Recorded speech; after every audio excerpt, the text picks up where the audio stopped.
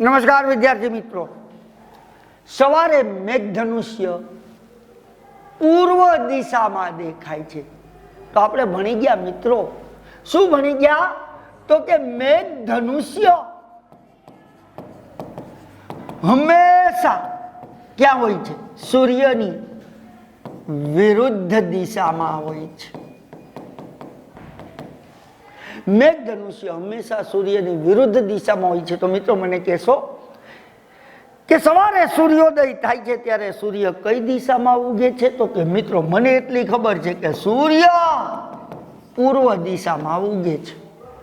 અને મેઘધનુષ્ય એની વિરુદ્ધ દિશામાં હોય તો મેઘધનુષ્ય સવારે પશ્ચિમ દિશામાં હોય ને આપણને શું કીધું છે? પૂર્વ દિશામાં હોય છે. એનો મતલબ એમ થયો કે આપેલ વિધાન ખોટું છે. યાદ રાખજો, ફરીથી કહી દઉં, સવારે સૂર્ય ઉગે કઈ બાજુ? પૂર્વમાં. તો મેઘધનુષ્ય કઈ બાજુ? પશ્ચિમમાં. સાંજે સૂર્ય આથમે કઈ દિશામાં? પશ્ચિમમાં. તો મેઘધનુષ્ય કઈ દિશામાં હશે? પૂર્વ દિશામાં. આટલું યાદ રાખજો. આભાર.